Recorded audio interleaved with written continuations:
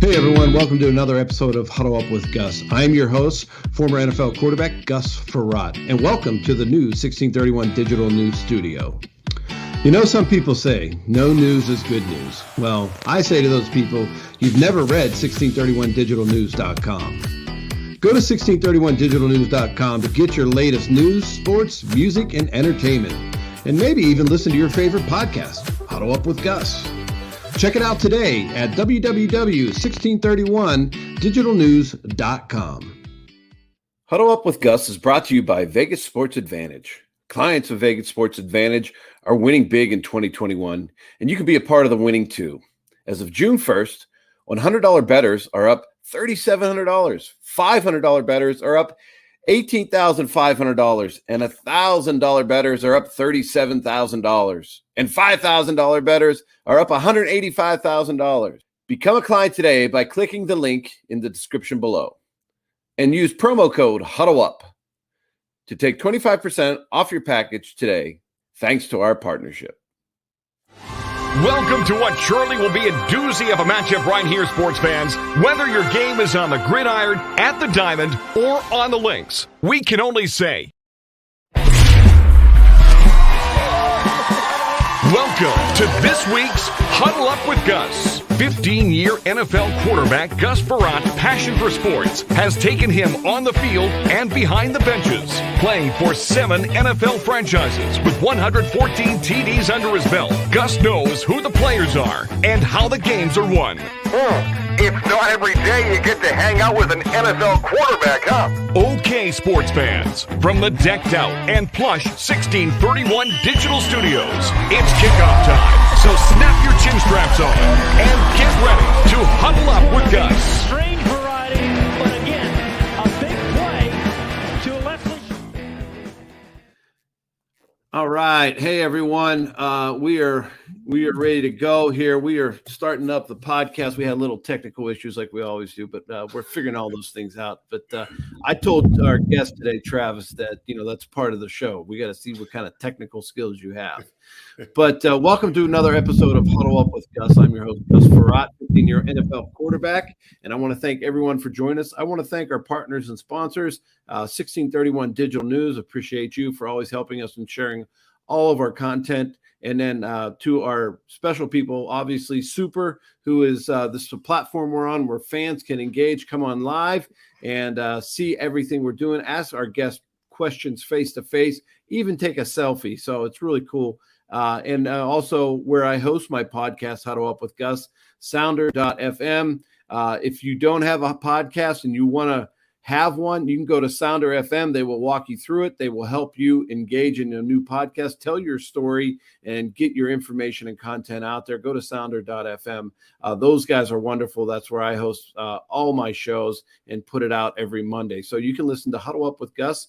You can go to Sounder FM or wherever you listen to your favorite podcasts. All right. So my guest today, he's a professional basketball player. He's a former professional basketball player. He played at UCLA and what is it? Long Beach? Is that right? Long Beach State. Yes, sir. Yeah. So went to Long Beach State. So both played at 2 colleges, right?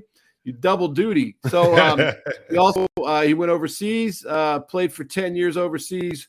Was MVP over there, won a championship overseas. I think was that Holland? Yep. Yes. League in Holland, yes. Mm-hmm. And so joining me today is none other than Travis Reed. Travis has some things that he's going to tell us later about his podcast, also his YouTube channel. So a lot going on with Travis. Travis, how you doing today, buddy? Good. Thank you for having me. Man, it's nice to get all those formalities out of the way, isn't it? Yeah, always. I like your I was listening to your podcast. You got a great little intro. I always add mine for the podcast part. I always do it at the beginning. We recorded earlier, probably you do too. But it's great to do this, and it's great to have people come on the show that don't have the same background in sports as I do, right? Football my whole life, 25 years in it. And then, now we get to interview people that are pros from other sports. So tell me, I wanted to ask you how I start every show is how you fell in love with sports. Pretty much, I think the first time I saw the Lakers play way back in like 80, 82, My dad told me I was like 3 years old, and I watched the NBA Finals like I was a grown man. What'd you throw at the TV? Anything? Yeah, like this. I had my bottle if the Lakers lost. I would throw my bottle or whatever. My little sippy cup, with my juice in it if the Lakers lost. But I grew up watching the Lakers, being from LA, and that was pretty much the time I fell in love with basketball. Yeah, I mean, those kind of stories are great. For me, it was the Steelers, right? Growing up in the 70s. For me, it was the Steelers. And I'm sure for you, so playing basketball, I remember in 9th grade, I'm going to show you these, and our school colors were purple and gold. Mm-hmm. Check these bad boys out. This is what I had. That's what I wore. Right there. Remember those? I had those when I was about 7, 8 years old. Those were the first shoes I ever got. Those Magic Johnsons, man. Those things weighed like 10 pounds a piece. But I love, everybody loved the Lakers. They were such a big name. Mm-hmm. You know what I mean? Mm-hmm. Like we didn't have the social media and everything you can catch up on now. And there were some big teams that you only saw, like Bird and everything. But we had purple and gold, man. I got the Magic Johnsons.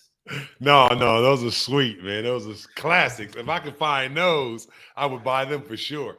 Man, I was looking for the image, right? And I was on the internet, and people are selling old ones like that were worn, or maybe they weren't worn. I mean, they're going for a lot of money. People buy those shoes it's like sports cards. It's a lot of money out there. People want to spend on all that stuff. It's crazy. No, the sneakerheads, they pay a lot of money for that. Me, I don't want to pay anything over $100 for a shoe. But you got those tight pockets. Oh yeah, no, I'm not. I've seen Jordans for $300, $400, $500, $600. I could never do that. That could never be me. Right. So, all right, growing up in LA, right? You grew up in LA, but I know your dad was in the Air Force, so you're probably all over the place. Mm-hmm. Yeah, pretty much as an Army brat. We moved around. He was stationed in North Dakota, so I lived out there. Pretty much the coldest place on the planet. That's a big difference. Yeah. I was outside basketball there. Yeah. No, it was a little kid. I was a little kid then. We moved to Sacramento. We were stationed out in Sacramento, Texas. So we was all over. Like I said, moved around a lot growing up. So then I heard that you would go back to your grandma's house in the summertime in LA. Yeah.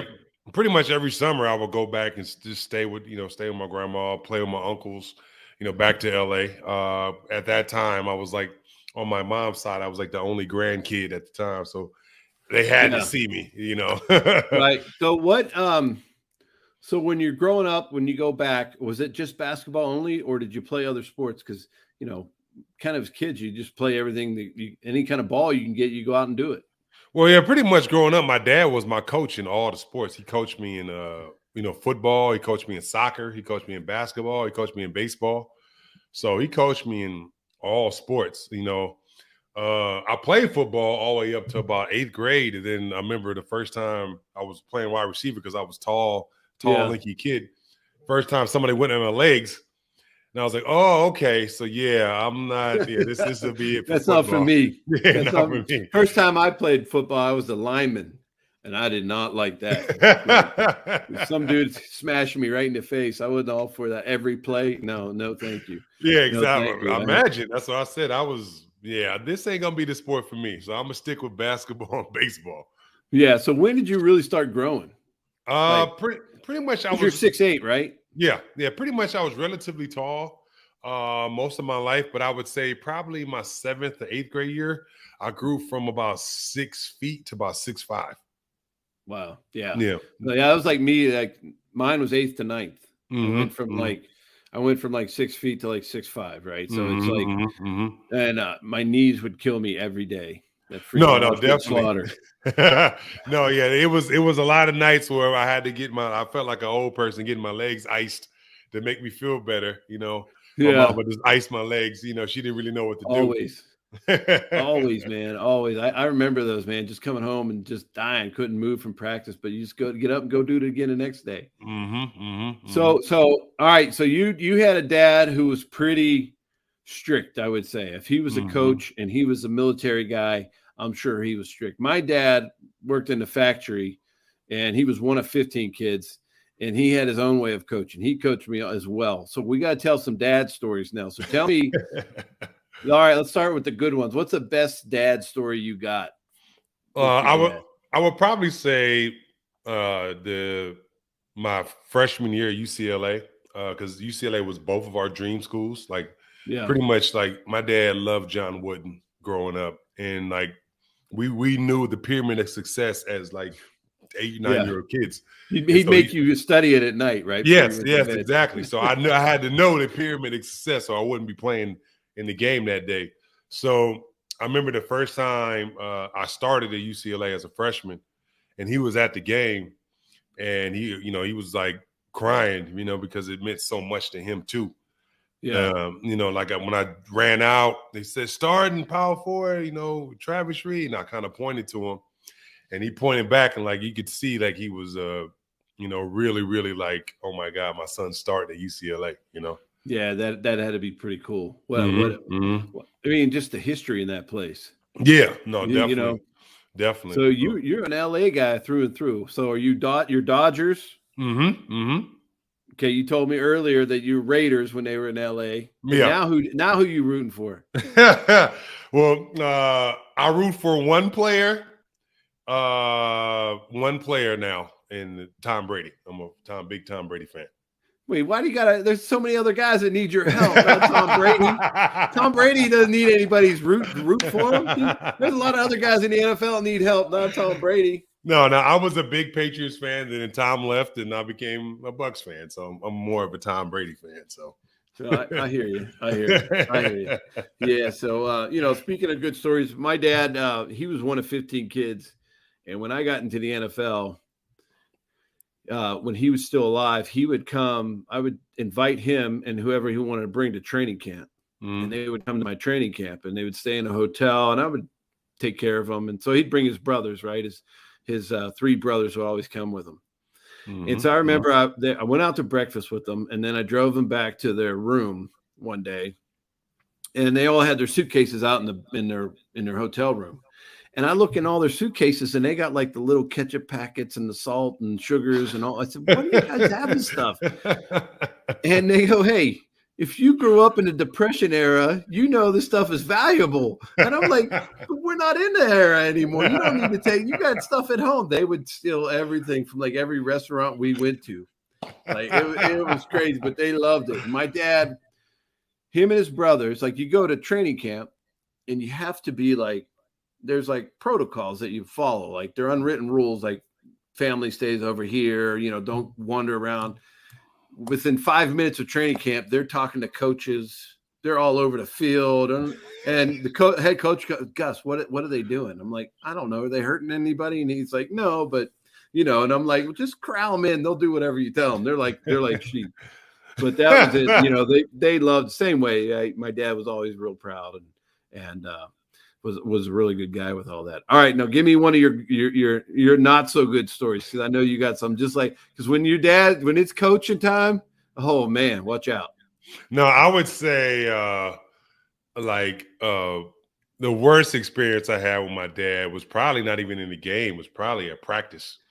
I remember one practice that he was just on me, and I think. I was at a Boys and Girls Club. That's when my dad was. He worked at a Boys and Girls Club, and so that's where I played at. And so imagine your father being twice as hard on you as everybody else, just to show everybody else he has no favoritism towards you.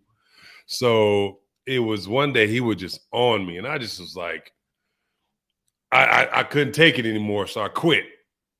And so imagine quitting your dad's team, and you have to get in the car with him on the way back home. So he was like, "Oh, you gonna embarrass me? You gonna quit the team? You gonna quit the team? Embarrass me, huh?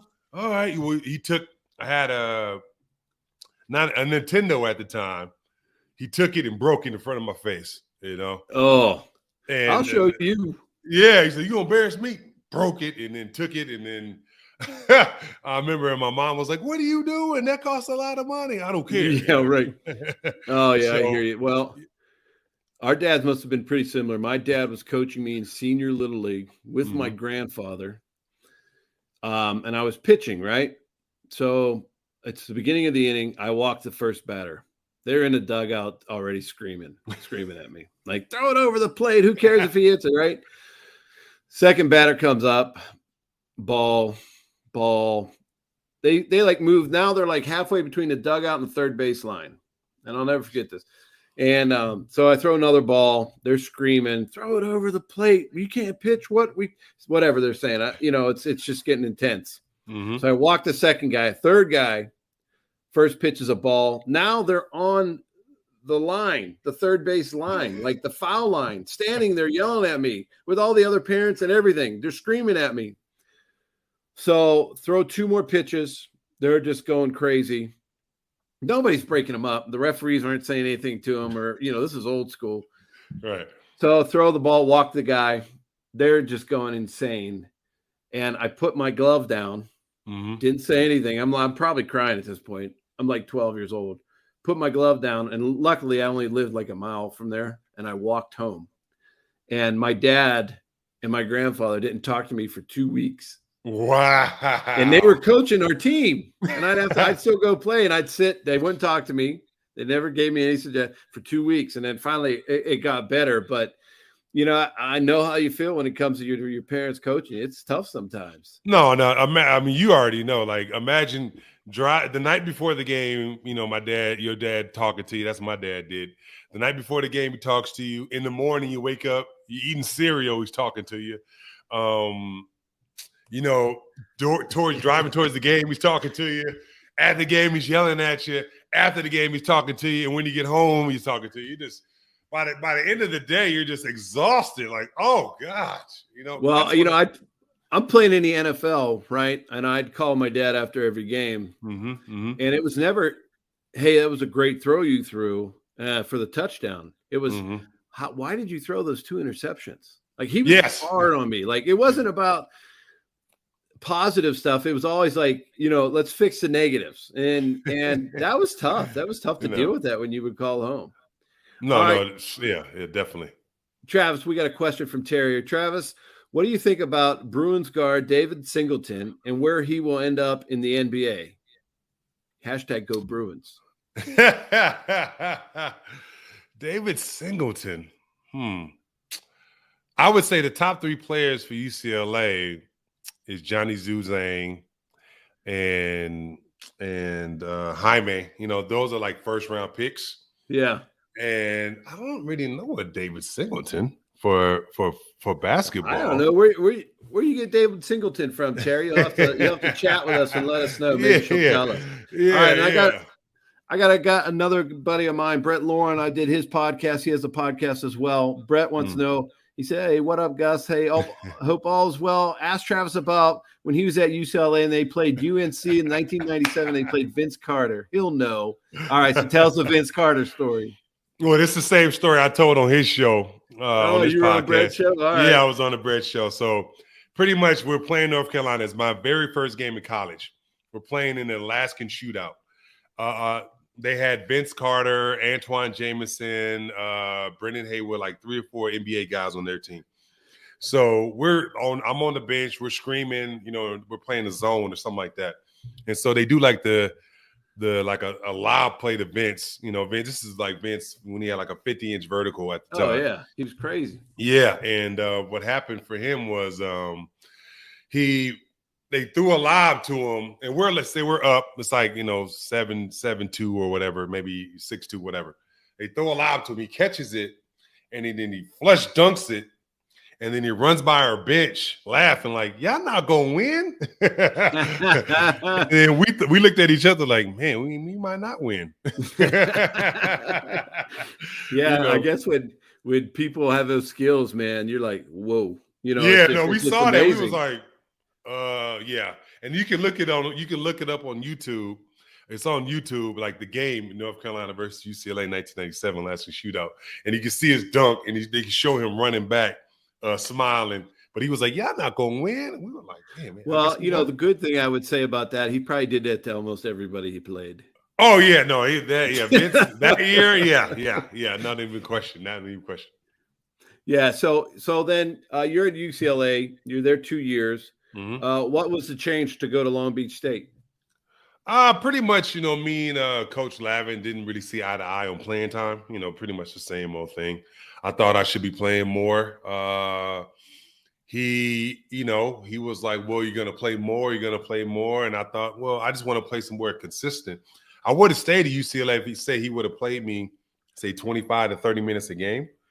But it was always like 25 minutes, then 8, then 30, then 4. I just couldn't get a rhythm. Yeah. You did the transfer portal before anybody started it.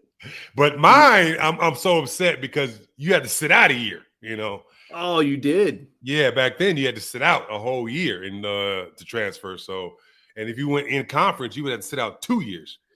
Oh my gosh, that's why you picked out a conference. Yeah, you have to pick out a conference because they don't want you to come back and bite them. Oh yeah, now if you have eligibility, you go wherever you want. It just it just rolls. It just rolls. Just rolls right through. Oh wait, let's see what Terry said. Terry said has played in 94 games through 3 seasons and made 20 starts, has averaged 4.7, 1.6 rebounds through 3 years, has moved into number 5 slot in UCLA's career 3-point field goal percentage list. Oh, okay. I don't know where Terry, she's getting some numbers from somewhere. All right, well, Terry. Tell her thank you for that. But like I said, the main guys, I know them. I don't know where he's gonna go as a starter. Well, hey, in the NBA as a shooter. But I know. Terry, I would listen to Travis, Terry, because he has a show you do on Believe on UCLA, so you know those guys in and out. So I would believe he's a great shooter, Travis. Yeah, he was a great shooter, but like he's a great shooter. I think in that system, he's a little one-dimensional. Yeah. So you go to Long Beach State, and what was that like for you adjusting when you left UCLA? It was hard because imagine going from a major high program to a mid-major. So like the perks and things like that, you go from UCLA is just different than Long Beach State. Not saying Long Beach State is terrible, but UCLA you can get, more stuff, more this, more that. Oh, you got the swag. Yeah, you get all that, and then some of UCLA.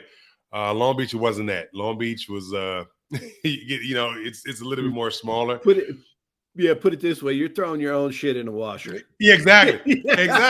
Exactly. You want clean clothes, you better throw them in yourself. At UCLA, we had like 6 or 7, ball boys of guys who took care of the team. Long Beach, it was 1. So one guy who had to do the whole team. So was it too like, hey, my shoes aren't fitting right or they don't feel good? It had to be UCLA. You got like 6 other pair. Long Beach State's like, sorry. Yeah, no, it wasn't that bad, but at UCLA, it was. We had like say like a gate, like a little back end. Where, your shoes are messed up, your shoelaces messed up. Okay, done. Get him another pair of shoes. This is that. Get him another pair of shoes. Get him another pair of shorts. Get him another pair of this. And you'd be like, okay, Long Beach, you might get 2 pair. And that was pretty much it. Right. So, how many of your I'm assuming you had a lot of friends in LA. Mm-hmm. Would they go to a lot of games? They come watch you play? Oh yeah, definitely. I thought that Long Beach, for me, it was a showcase to see, because Long Beach I played and started, my whole career there. Right. And all my friends, they would come and visit and watch me play. But when they're not playing. And like I said, Long Beach for me was just a great thing because I graduated college from Long Beach. Yeah. And I made Big West all first team both years, and gave me a chance to continue my career, professionally. So you finish at Long Beach State. I'm not familiar with how the NBA kind of that whole process works. Like obviously we know about the one and done guys, right? Those guys they're different, but there's so many other guys that play college basketball and have hopes and dreams to go and play in the NBA. And I was talking to somebody the other day, and I said, football is probably the only professional sport where you can't go to another country besides Canada and play, right? Basketball, no. Baseball, hockey, all these other sports, soccer, you can go overseas and play. So you ended up overseas. So tell me that journey a little bit, that how you got there. Well, pretty much what happened was my junior year, a friend of mine who was a senior, he got an agent who was an overseas agent. His name is Rock Lloyd. His son is one of the top players in the country right now. He had an agent and saw his agent went to see him, but saw me at a game as a junior. He was like, "Who's that tall guy?" And right. Oh, that's my boy Travis. Just watch him for his senior year. So I had an agent hookup for overseas basketball already. Now, what happened for me was I had a couple NBA teams looking at me, but they ended up drafting a different guy, and the team that was most interested said, you can come to our what they call like summer league team. Yeah. But they had like 4 or 5 guys at my position. And I'm like, I'm not going to make the team. And I just went literally after I graduated college. I was like, okay, should I try the NBA and maybe make it and go to the D League at the time? Because that's what it's called, the D League. Yeah. Yeah. My friend told me it was horrible, said the money wasn't great. And then you'd be staying in like a 2-bedroom apartment with like 3, 4 guys. That's like Long Beach State. That's like Long Beach State. You want to get out of that? Yeah, I was like, you're making $2,500, and I was like, man, I'd rather go overseas and make money, And literally, that same agent that saw me said, I can get you to Bogota, Colombia, for like $5,000 a month. For my first job, and I was like, okay. I got my passport, and in the summer, I graduated in May, and in June, I was overseas. Now, how hard was that for you? Not obviously basketball is basketball, right? But connecting, language, all those things, that first experience for you, how hard was that? Now, it's insanely hard. And every country is harder and harder. But like, if you go to the same country, you start getting used to things. But I would say my first experience in Bogota, Colombia, I remember the coach, we had a game, and he talking like, say, pregame stuff. Yeah. And he talked for like 15 minutes. And then I asked my teammate who spoke English, and I was like, what'd he say? Now, granny, I told you he talked for 15 minutes. He said, get the ball to you inside. I said, but he talked for 15 minutes. Yeah. He was like, more or less, get the ball to Travis, and get out the way. So get out the way. You're like, all right. All right, fine. I can deal with that. You don't need a language barrier for that. Give me the ball.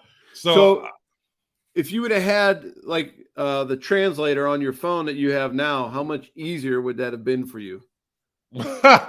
Oh my gosh. It would have been so much more easier living life. I really wish that that was, the technology was then, where I was there. Oh, pretty much I had to learn how to say slow down and chicken in every single country I knew. I was going to say, you have to go out and eat, and I'm sure they're not speaking English. No, chicken. Whatever chicken was, pollo in Bogota, Kana Ele in Estonia, whatever country, I knew how to say chicken.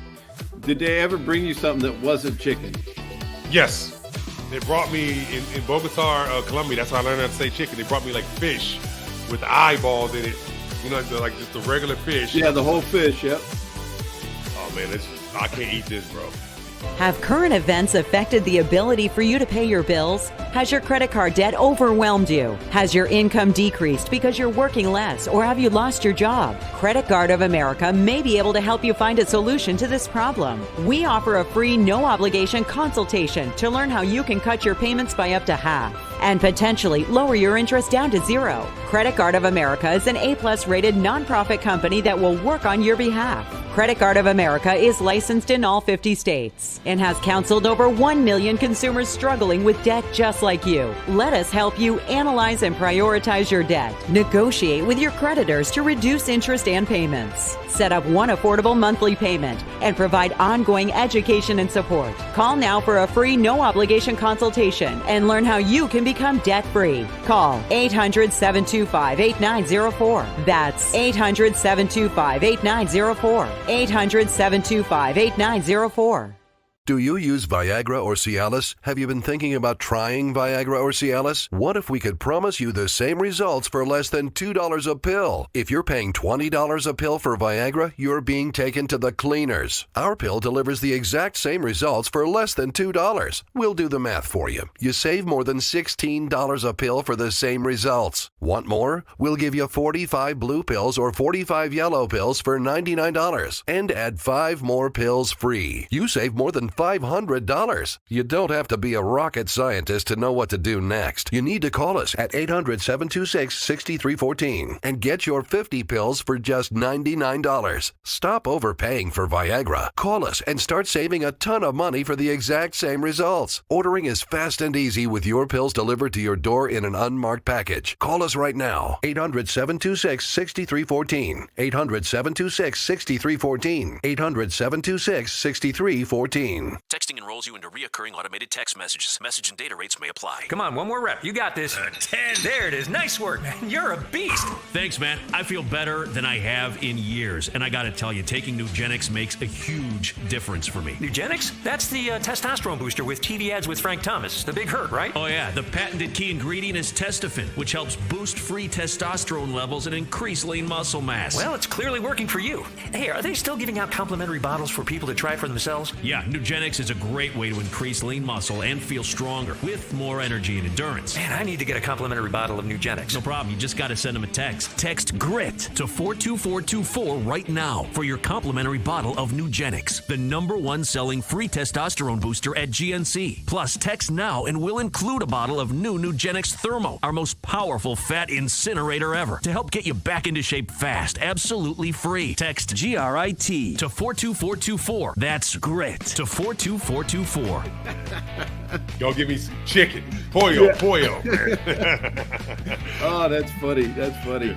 Yeah, that was probably like, I can't eat this. So how long is the season? Like when you were in Bogota, how long was the season? Well, that season was a little different because it was basically for the summer. Yeah. So, like, I was there for maybe like 3 months and collected the money, then I left. Then you left, and then where'd you go? Pretty much I came home for about a week, and then I signed a contract to go to Poland, Warsaw. Oh, man. How long was that flight? About 15 hours. Oh, did they give you first class? Tell me they gave you first class. The teams are cheap. You get connected flights. Dog. Where are you sitting? You have to get there early. I learned how to get there always early, so I get the extra row. But if you wasn't getting the extra row, I feel bad for the person sitting next to me because my legs is basically in their lap. So 15 hours. I mean, I fly 2 hours to Florida and I'm a mess. Yeah, like in Europe, it's like pretty much you might stop in London, so that's 10 hours from California. Yeah. And then from London to wherever is like 3-4 hours. But most of the time, if you go straight, 15 hours. So they had the NFL Europe for a while, and I never played in it, but we had some guys go over and tell me stories. Coaches kept practices a little shorter and things so guys could experience the culture, get out in town, see what it's like. What was that experience like for you? Did they give you time? Did you get to go out and see? Because, I mean, obviously, you don't know all these places and you get to go out and walk around. Was that pretty cool for you? Oh, well, definitely. Like when you're a professional, you know how it is. You have a lot of time. And pretty much, like in order for me, this is just me, in order for me to survive and to like cope, I used to have a routine. And my routine was get up early, get my breakfast, go to the weight room, go lift or go shoot at the gym, come back home, take a nap, get up, eat my lunch, go to practice, and then come back home and play some PlayStation. And so that was pretty much, that was my routine, like daily, until the game days, then I had a game day routine. But yeah, but I had a lot of friends who would, like on the weekends after the game, say on a Sunday, I would go out into the town and see what's about.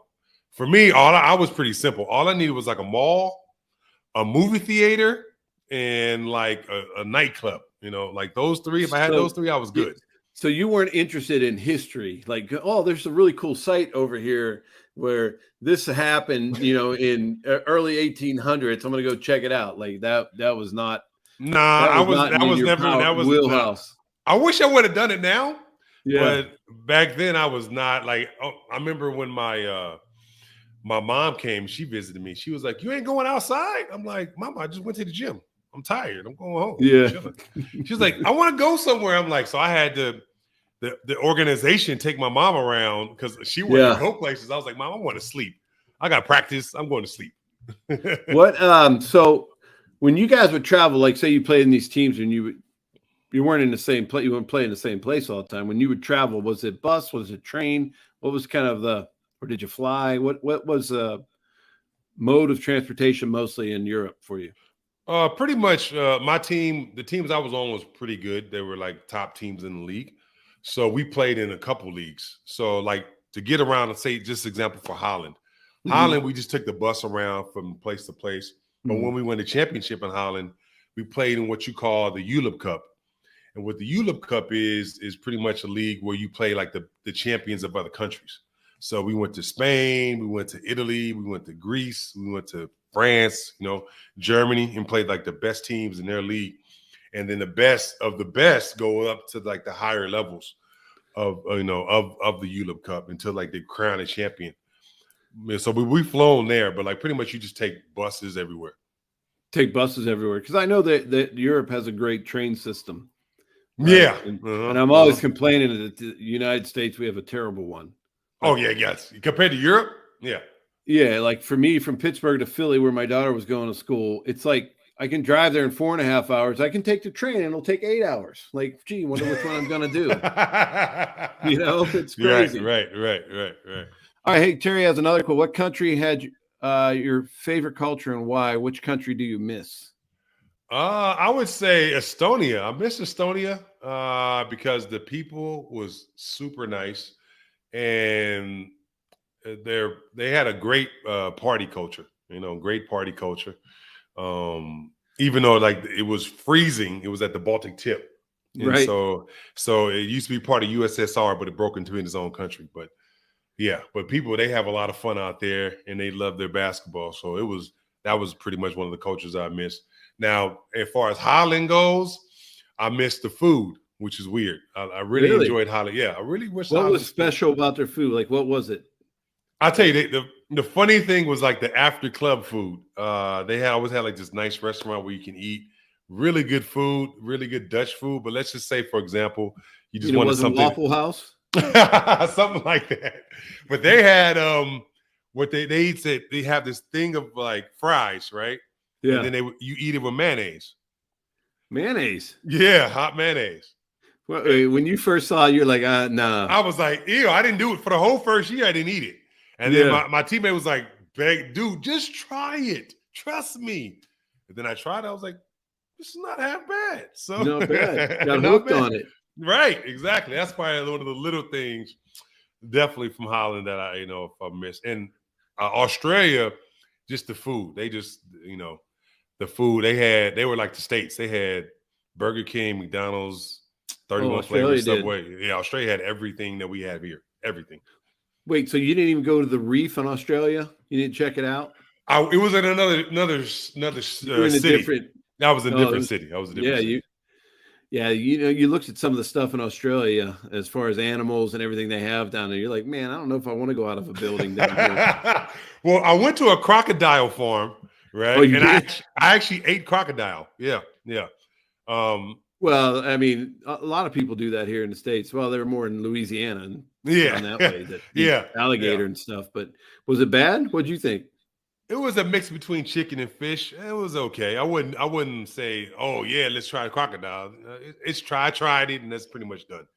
Yeah, there you go. Well, it's pretty amazing that you get to go overseas and see all the different cultures. Mm-hmm. Was that a shock? Because Europe has these little countries, and you go from one to another, and it's completely different how they treat different aspects of life. Was that pretty cool to see? No, definitely. I would say the most beautiful place I've seen, besides the United States, obviously, is Spain. Barcelona, Spain is. If I had to live anywhere in the world, I would live in there, Barcelona, because it was beyond beautiful. I bet it was, and the people seem like they're genuine over there. No, definitely. Like they were really nice. They worship Rafael Nadal out there. Worship him. He has like a big, almost like a statue of himself out there. It's but like Barcelona is like insane. I love the Barcelona. It was really, really nice. Well, their sports, they absolutely love them. Like when you watch soccer matches and you see the people in the stands, they're going crazy. Like Now, when they would come watch you play basketball, what was it like in the arenas where you would play? Oh my gosh. We could talk about this for about an hour, the different arenas, how they had different stuff. Really? Yeah. The craziest place I played in, or two crazy places. One was in Croatia. We played this team in Croatia where they actually smoked in the arena. So imagine playing in a gym where this big smoke dust is over you and we can't breathe. They're like coughing. Like, how are they playing in this? How are the team playing in this? And like, I'm just like, how are y'all not breathing? Like, God, they're smoking like in the gym. Oh, yeah, they're not even filtered either. They're just regular. No. It's just chain smoking, like lighting one up as one's finishing, and they're like, it's like. Wait, did you come out like for warm-ups and they were smoking, or did this start during the game? No, they were smoking as soon as we started the game. Like they were already pregame. Hey, I'm like, ref, this nothing? Like no smoking in the gym? There's no smoking sign? Oh, that's crazy. That was one. And then the second place was in Bogota, Colombia, in our gym. We played in like a cage. So it was like, imagine a court and then a cage, a fence around the court. And you had to open like up Mad Max. Yeah. And so it was kind of like outside, but it was covered. And like the windows are open. So it'd be raining at night and they would open up tire flares. And like they'd be singing and doing the flares up in the air. And I'm like, man, this is insane. This is yeah. If you could have only had an iPhone to record all that back then. Oh my God. So cool. Yeah, that'd have been cool. But like they opened up the fire, they did singing, and like in Europe, they have a different kind of passion because they sing and dance and just it's insane. It's insane. So you said your mom came over to see you. Did anybody else from your family come watch you play? Just my mom and my stepmom. Far as family, I had my girlfriend at the time. She came and lived with me for like a year, but she just couldn't. She was bored out of her mind because I was going to practice and coming home, and she was just at the house all day, so she just couldn't take it. So she had to say, "I got to go back. I can't." Is she from LA?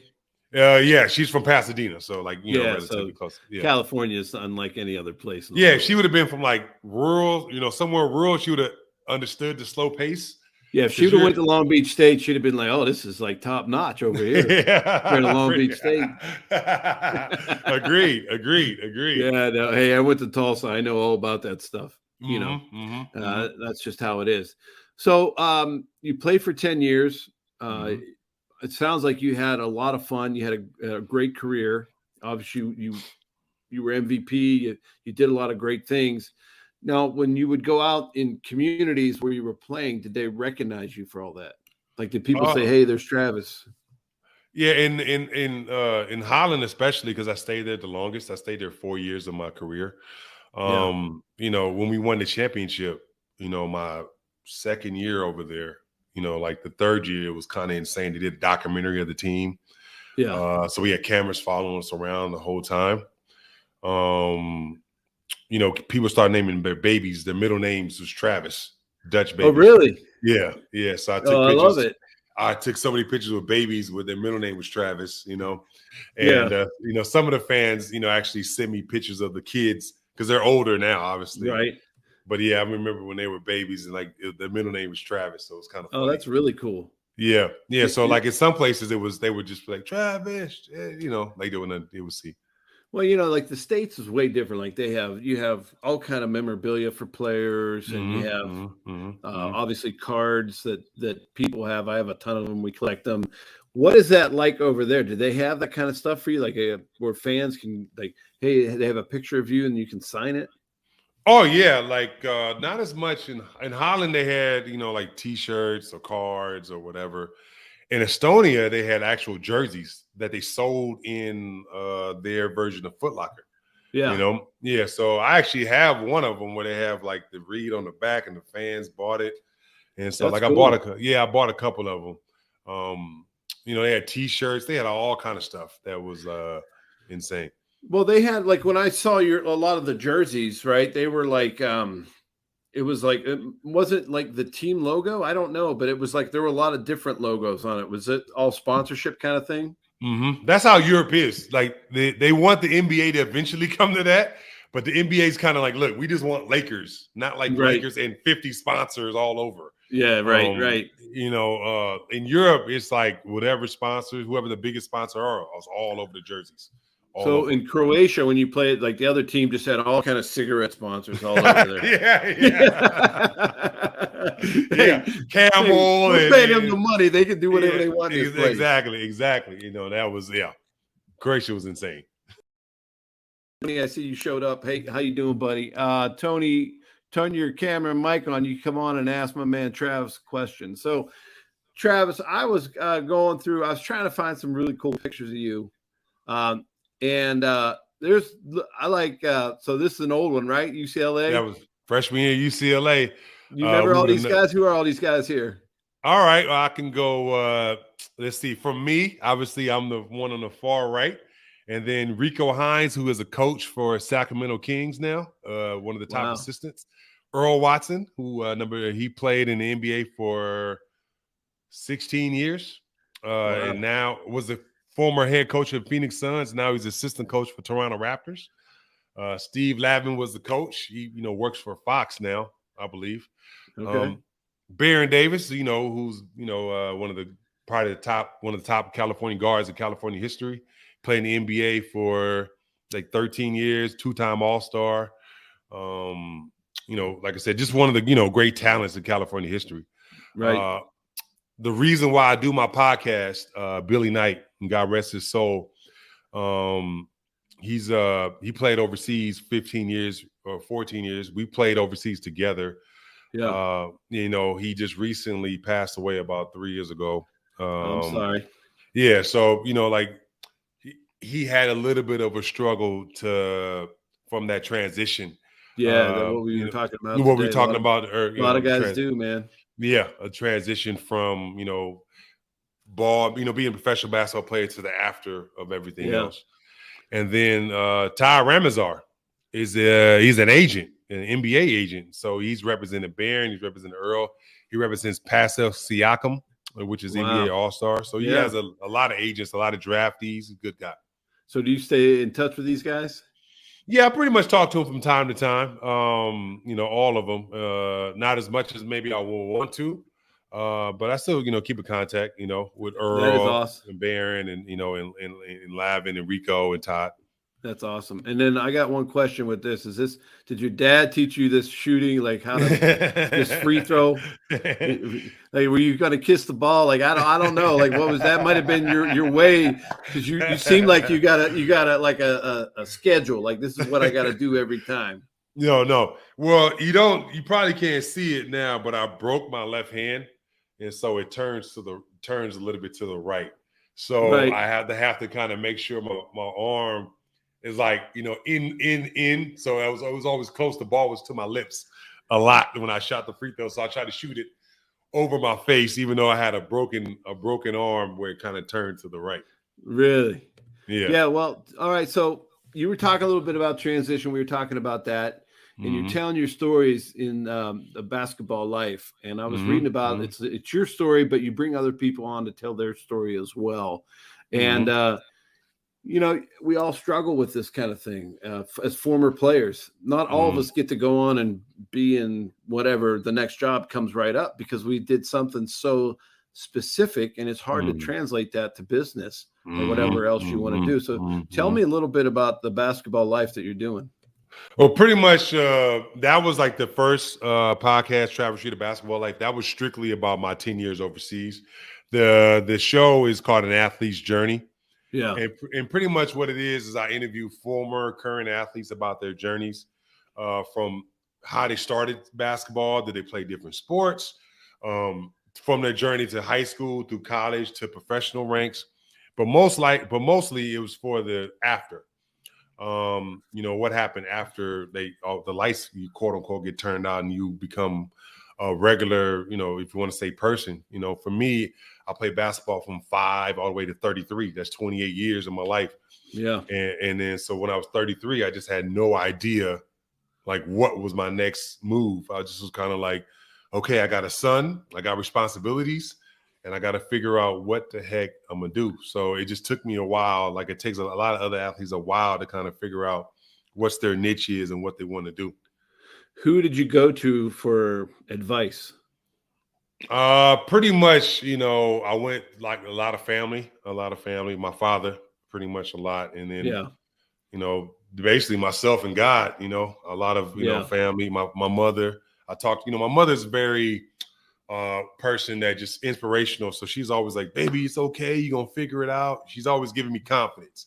That's awesome. My dad has calmed down a lot, as the older he's gotten. So he's like, you'll figure it out. You'll be okay. And so it was pretty much just dealing with family, dealing with those kind of things to figure out what was my next move. Yeah, no, it is tough, right? Because I retired in 2008. I played 15 years in the NFL.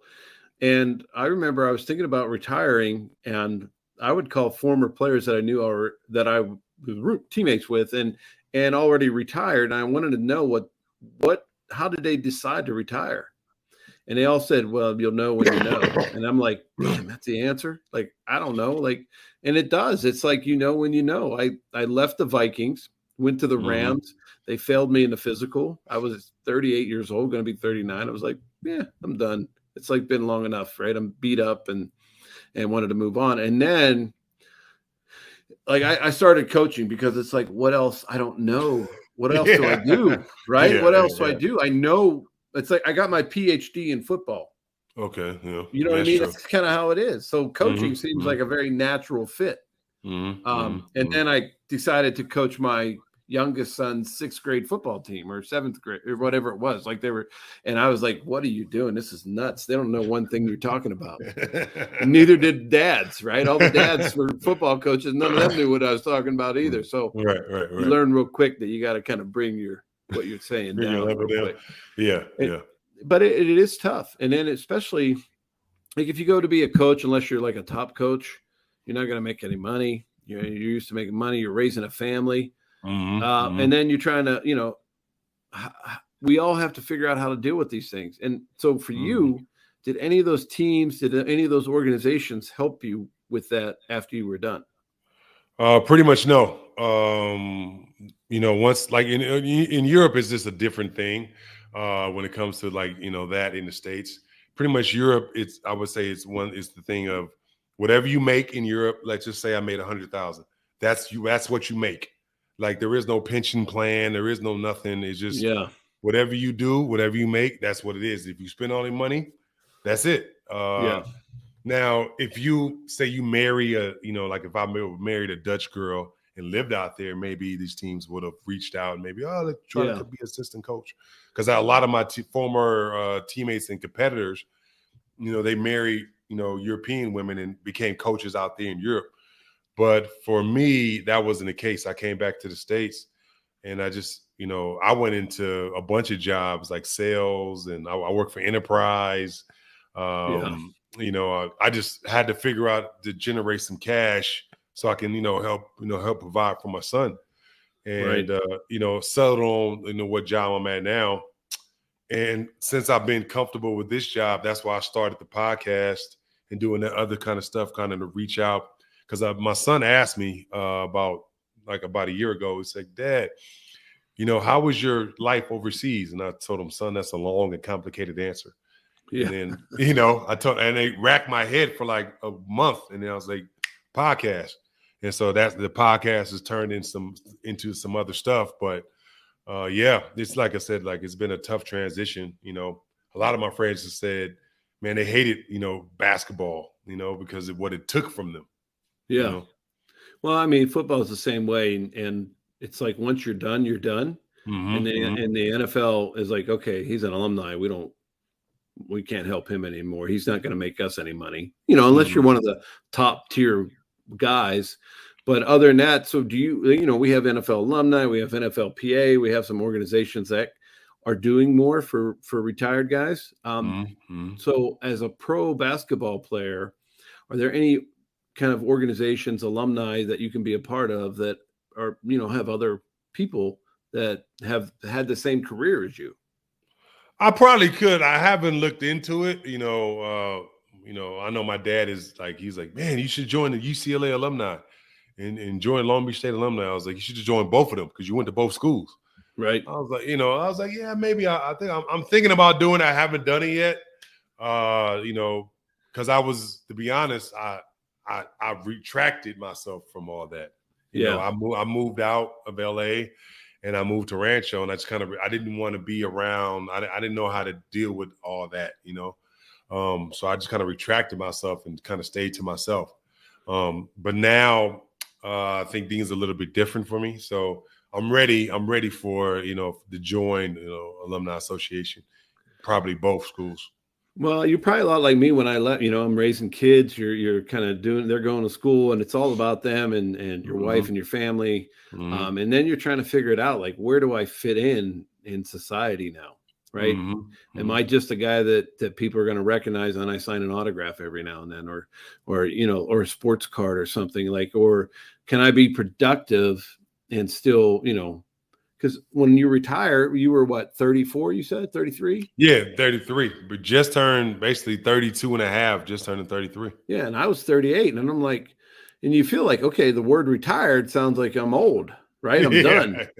Yeah. You got a lot of life left. And I'm 50 and I've been still trying to figure it out. I mean, I love podcasts, interviewing people like you, but, as we know, unless you're Joe Rogan or somebody else, you're not making a lot of money podcasting.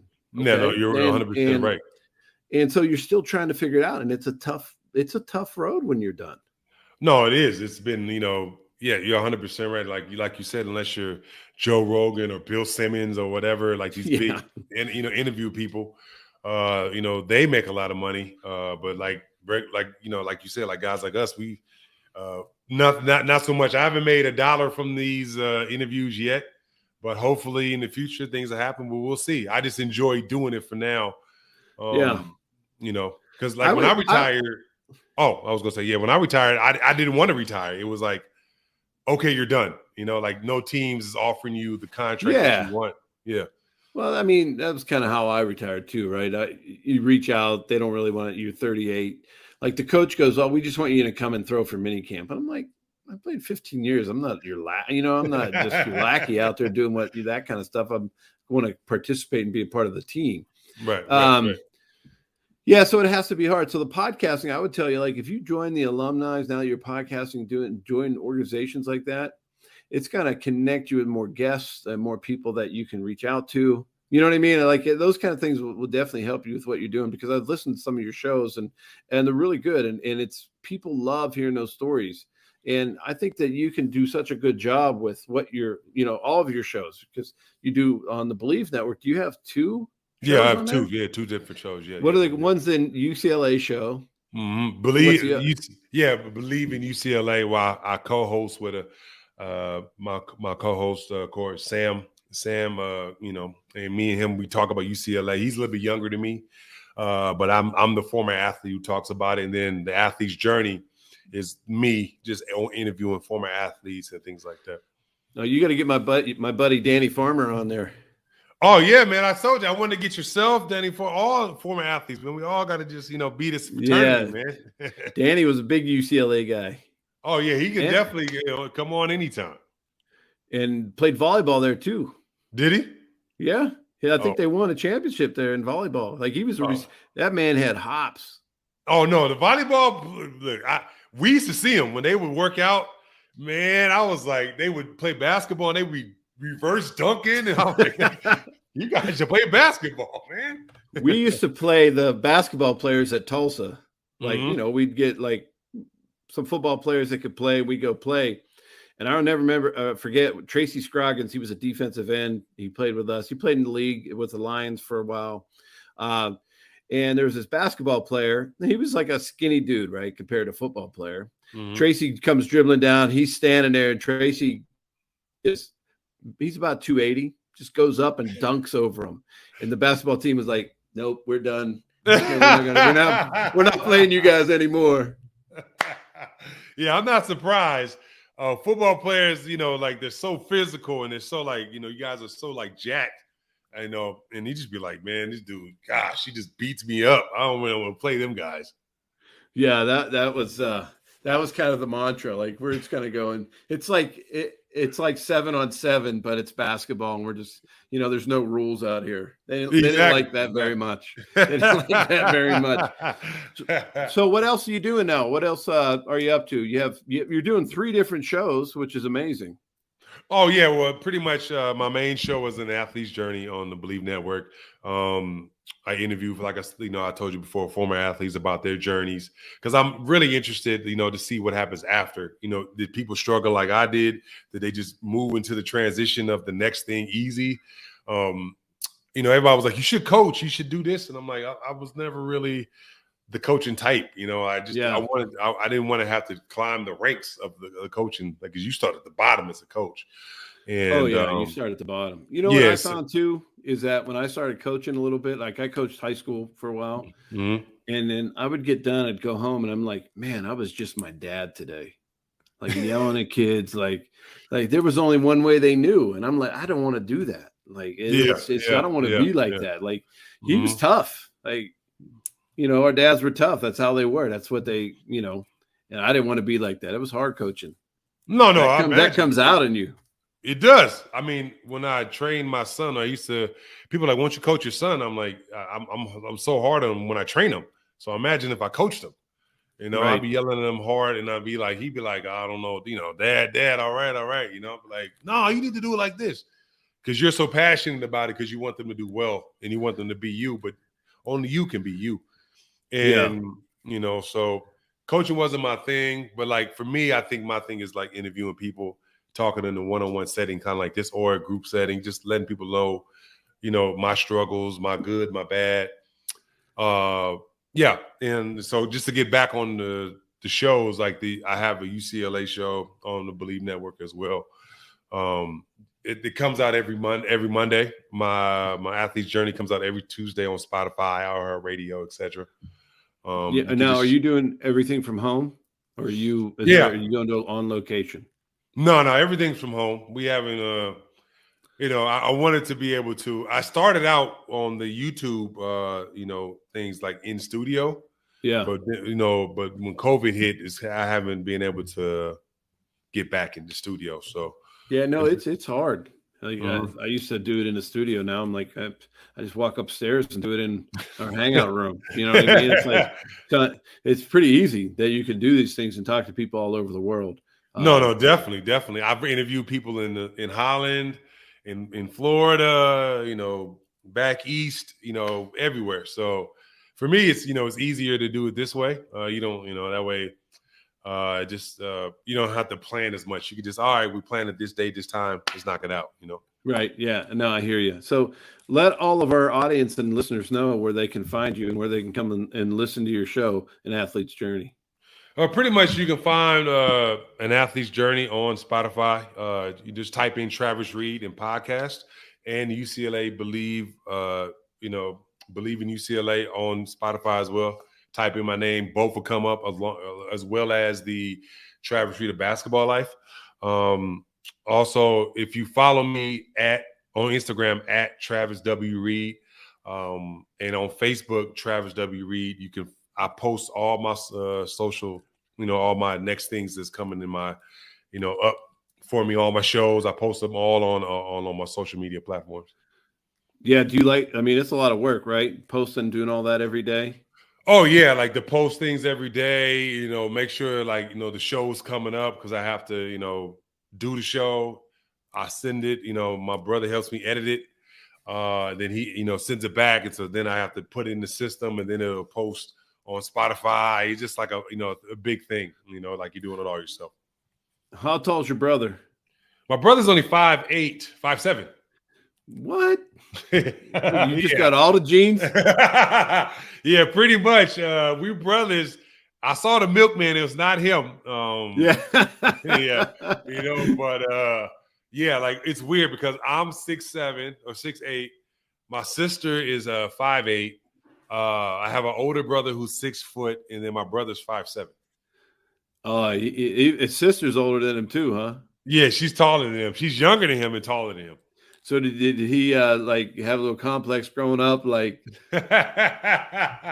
well, they always used to call us, what's the movie, Twins with Danny DeVito and Arnold Schwarzenegger?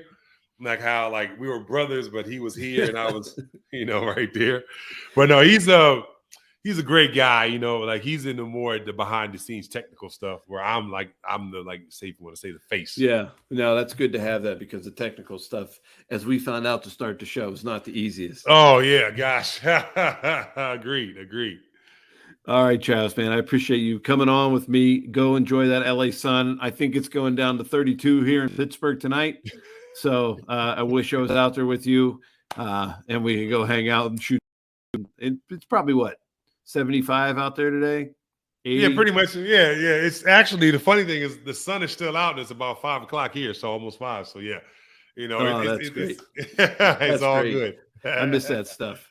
All right, buddy. Hey, I appreciate it. Let me know. I'll come on anytime you want me to. It would be. Oh yeah, man. I definitely want to bring you on, Gus, to my show. I think your journeys. I used to watch. People I used to watch Gus play football, man. So I was a fan of him back in the day. You were young. I'm way older. All right, man. Hey, and the other thing, I definitely got to come out because I got to get an In-N-Out burger. I haven't had one since I played the Raiders in Oakland last time. Oh yeah, you got to get In-N-Out, and then you got to get Fat Burger. Yeah. Which one's better? My opinion, Fat Burger, but In-N-Out's more commercial. So. Oh really? Yeah, Fat Burger's better. Bigger burger. Woo, trust me. Yeah. If you go to Fat Burger, you will love it. So. How do you say, I don't know what language they would speak down in Bogota, Colombia. No, they speak Spanish, but it's a different form of it. Yeah. So how would they say fat burger? You got me. I done forgot all my Spanish except for chicken. I know chicken. And I know chicken in every language. Yeah, it's slow down and chicken.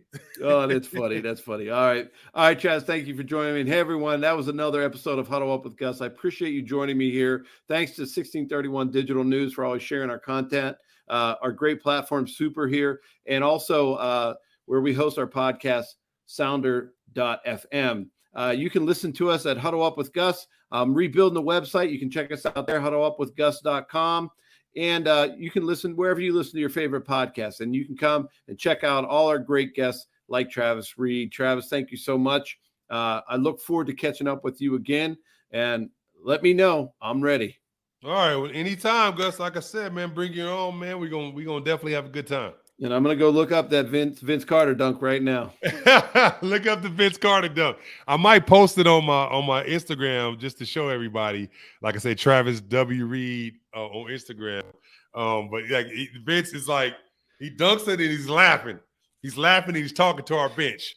Oh, that's a great little TikTok you put up. Yeah, exactly. This is what Vince Carter used to do to all of us. Yeah, that's perfect. Agreed. All right, my man. Have a great night. We'll talk to you soon. Thanks, Dex. I appreciate it. And that's a wrap, sports fans. Thanks for joining in the fun at the 1631 Digital Studios for another action-packed Huddle Up with Gus, featuring 15-year NFL quarterback Gus Frerotte. Huddle Up with Gus is proudly produced by 1631 Digital Media and is available on Apple Music.